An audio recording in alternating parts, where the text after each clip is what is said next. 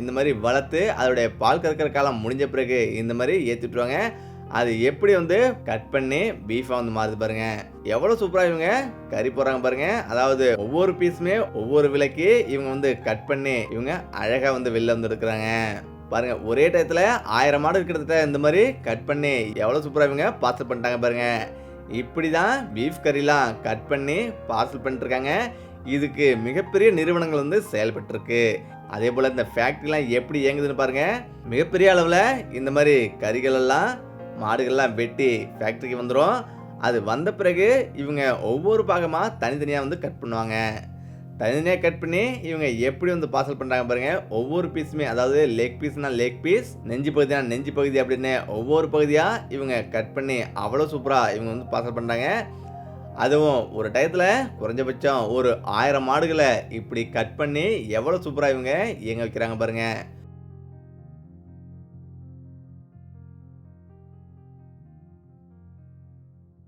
தொழிற்சாலைகளில் பிரம்மாண்டமாக வந்து இவங்க வந்து பயன்படுத்திட்டு இருக்காங்க. கறிகள் எல்லாமே பார்க்கும்போதே நமக்கு அவ்வளோ பிரம்மாண்டமாக வந்து இருக்கும். ஏன்னா எவ்வளோ மாடுகள் ஒரே நேரத்தில் இப்படி வந்து கட் பண்ணி பார்க்கலாவும். அதாவது இதை சாதாரணமாக ஒவ்வொரு பீஸுமாக வந்து கட் பண்ணுறதுக்கு வந்து ஒரு லேயர் இருந்திருக்கும். அந்த லேயரில் இப்படி கட் பண்ணி அது எப்படி வந்து பீஸ் பீஸாக மாற்றுறாங்க பாருங்கள். இப்படி வந்து பீஸ் பீஸாக கட் பண்ணி இந்த மாதிரி மிஷினில் வந்து போட்டுருவாங்க. அதை வந்து கறியாக்கி எப்படி இவங்க பார்சல் பண்ணுறாங்க பாருங்கள். உண்மையாகவே நீங்கள் பிரமிச்சு போவீங்க பாருங்கள். இவ்வளோதான். அதாவது ஒவ்வொரு பேக்கேஜ்லேயும் 10 கிலோ அந்த மாதிரி வந்து போட்டு இப்படி பார்சல் பண்ணி இப்படி வந்து வெளில வரும். இதுதான் மார்க்கெட்டில் இவங்க வந்து கொண்டு போயிட்டு மொத்தமாக வந்து விற்கிறாங்க. 5 கிலோ 2 கிலோ அப்படின்னு ஒவ்வொரு விலைக்கு தகுந்த மாதிரி இவங்க வந்து கட் பண்ணி இந்த மாதிரி வந்துடும். இது எவ்வளோ சூப்பராக பார்சல் பண்ணி எவ்வளோ சூப்பராக இவங்க விற்பனைக்கு வைக்கிறாங்க பாருங்கள். இப்படி தான் மிஷினரிகள் வந்து ஒவ்வொன்றா வந்து இயங்கிட்டு இருக்கு. உண்மையாகவே பார்க்கும்போதே செம்மையாக வந்துருக்குல்ல.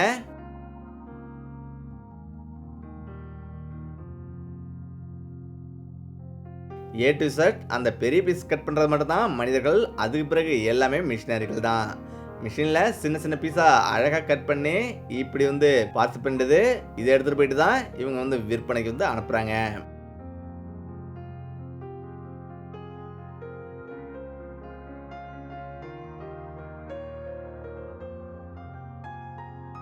இதில் முக்கியமான ஒன்று தான் தோலை வந்து கட் பண்ணி வாஷ் பண்ணுவாங்க. வாஷ் பண்ணிட்டு அதை எப்படி இவங்க லெதருக்கு வந்து பயன்படுத்துகிறாங்க பாருங்கள். மாடு ஆடுனா எதுவுமே வந்து யூஸ் ஆகாமல் த்ரோ பண்ணுற பொருளில் எல்லாமே யூஸ் பண்ணுறது தான். அதனால் மாட்டோட தோலை வந்து எடுத்துகிட்டு வந்து இந்த மாதிரி முதல்ல நல்லா வாஷ் பண்ணி வச்சுருவாங்க. அதை எப்படி இவங்க பதப்படுத்தி லெதராக மாற்றுறாங்க பாருங்கள். இப்படி வாஷ் பண்ண பிறகு அது அழகாக வந்து எடுத்துகிட்டு வந்து ஒவ்வொன்றுக்குமே தனித்தனியாக வந்து வச்சுருவாங்க. தனித்தனியாக இப்படி வந்து அடிக்கிட்டு நல்லா வந்து வேக வச்சுருவாங்க. கெமிக்கலில் விட்டு நல்லா வந்து வேக வச்சு அதுக்கு பிறகு தான் அதை எவ்வளோ சூப்பராக இவங்க வந்து மாற்றுறாங்க பாருங்கள். இப்படி ஒவ்வொன்றிலையுமே வந்து ஊற வச்சு தனித்தனியாக வந்து எடுத்துருவாங்க. இப்படி தான் லெதரை வந்து இவங்க பதப்படுத்தி அவ்வளோ அழகாக இவங்க வந்து உருவாக்குறாங்க.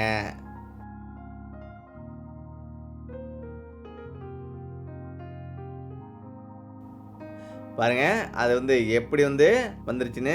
அதுக்கு பிறகு அதை அழகாக வந்து பதப்படுத்துவாங்க. காய வச்சு எவ்வளோ சூப்பராக இவங்க பதப்படுத்தி லெதராக மாற்றிட்டாங்க பாருங்க. உண்மையாகவே நம்ம வேறு லெவலில் பிரமிக்க வைக்கக்கூடியது தான் இது. அந்த அளவுக்கு டெக்னாலஜி வந்து உலக லெவலில் பயங்கரமாக வந்து வளர்ந்துருச்சு. இப்படிலாம் இருக்குமா கூட நம்ம ஆச்சரியப்படுற அளவுக்கு செம்ம ஒரு வீடியோ தான். பாருங்கள் எப்படி வந்து அதனுடைய ப்ராசஸ் எல்லாமே முடிஞ்ச பிறகு இதை அழகாக வந்து காய வைக்கிறாங்க. லெதராக மாறிடுச்சு பாருங்கள். அது ட்ரை ஆன பிறகு அவ்வளோ சூப்பராக அது வந்து லெதராக வந்து மாறிடுச்சு. இப்படி ஒவ்வொரு மிஷினுமே ஒவ்வொரு மாதிரி அதனுடைய ஒர்க்கை வந்து கச்சிதமாக முடிக்கும். இப்படி தான் வந்து லெதர் வந்து உருவாகுது. உண்மையாகவே நம்மளை வேறு லெவலில் பிரமிக்க வைக்கக்கூடியது தான் இந்த லெதர்கள் எல்லாமே. லெதர்னாவே நம்ம தெரியும், நம்ம நிறைய பெல்ட்லேருந்து நம்ம சாதாரண பர்ஸ் வரலையும் லெதர் பொருள் வந்து யூஸ் பண்ணிட்டுருக்கோம். அதே நேரத்தில் பழங்காலத்தில் எல்லாமே ட்ரெஸ் முதற்கொண்டு லெதரில் வந்து இருந்தது. அந்த அளவுக்கு லெதர் பயன்பாடு இன்றைக்கி உலகம் முழுவதும் இருந்துகிட்டு இருக்கு. லெதரில் இன்னும் பல பொருட்கள் பிரம்மாண்டமாக பண்ணிகிட்டு இருக்காங்க. அதுக்கு பிறகு பார்த்திங்கன்னா அந்த தோல் பகுதி வந்து லெதராக இந்த மாதிரி மாறிடும். இதில் வந்து எப்படி வந்து பெயிண்ட் அடித்து இவங்க வந்து ஃபினிஷிங் பண்ணுறாங்க பாருங்க. பெயிண்ட் அடித்து முடித்த பிறகு அதை வந்து அடுத்தது நல்லா வந்து கெட்டியான துணி மாதிரி மாறிடுது. இப்படி தான் பீஃப் ப்ராசஸ் நடந்துட்டுருக்கு. இது 1, 2ல் இது குறைஞ்சபட்சம் இது 10 நாடுகளுக்கு மேலே இந்த பீஃப்லாம் வந்து பார்சலாகி போகுது. தனித்தனியாக ஷிப் மூலயமா வந்து வெளிநாடுகளுக்கு, அமெரிக்கா, ஆஸ்திரேலியா, லண்டன் போன்ற நாடுகளுக்கு இவங்க ஏற்றுமதி பண்ணுறாங்க. இதே நேரத்தில் இந்த கறிகள் மட்டும் பார்சல் இல்லை, அதுக்கு கறிகளால் செய்யக்கூடிய சில உணவுப் பொருளும் எப்படி பண்ணுறதுன்னு அவங்க தூளாக, அதாவது நல்லா மாவு மாதிரி பிசைஞ்சு இந்த மாதிரி இந்த வெளில வந்துடும். இதை எடுத்து இவங்க அழகாக இவங்க உணவுப் பொருளும் செய்வாங்க. இப்படி பலவிதமாக இவங்க வந்து எப்படி வந்து சூப்பராக பீஃபை வந்து கட் பண்ணி எவ்வளோ அழகாக இவங்க வந்து தயார் பண்ணிட்டுருக்காங்க பாருங்க. உண்மையாகவே பார்க்கும்போது செம்ம ஒரு பிரமிப்பாக இருக்குல்ல. இப்படிலாம் இருக்குமான்னு கூட நம்ம ஆச்சரியப்படுற அளவுக்கு செம்ம ஒரு வீடியோ தான் இந்த வீடியோ. இப்படி தான் பெரிய லெவலில் இவங்க கட் பண்ணி பார்சல் பண்ணி இந்த மாதிரி அனுப்பி வச்சுருவாங்க. இது எவ்வளோ சூப்பராக வந்து எடுத்து இவங்க வைக்கிறாங்க பாருங்கள். எல்லாமே பார்சல் பண்ணி இந்த மாதிரி வந்துடும். அதை அழகாக மாவாக்கி இவங்க உணவுப் பொருளாக வந்து மாற்றுறதுக்காக பார்சல் பண்ணி இப்படி வந்து வச்சுருவாங்க. இப்படி தான் பீஃப் ரெடியாகி மார்க்கெட்டுக்கு வரும். அதே நேரத்தில் வேறு வேறு வகையான கறிகள் எல்லாமே எப்படி இவங்க பார்சல் பண்ணுறாங்க பாருங்கள். அதாவது கொழுப்பு, எலும்பு போன்றவற்றெல்லாம் தனியாக பிரித்து எடுத்துருவாங்க. தனியாக பிரித்து எடுத்து இந்த மாதிரி அதை வந்து மாவாக்கிட்டுருவாங்க. மாவாக்கிட்டு இதுவும் ஒரு சில உணவுப் பொருளுக்கு தயார் பண்ணுறாங்க.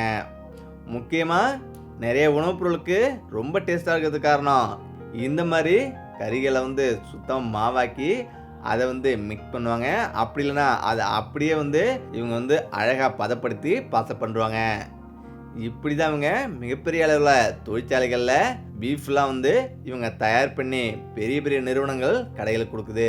அதே நேரத்தில் இவங்க கைகளை அவ்வளோ சுத்தமாக வந்து வச்சுப்பாங்க. எப்படி தொழிற்சாலைகளில் தயாராகி எவ்வளோ சூப்பராக வந்து வருது பாருங்கள்.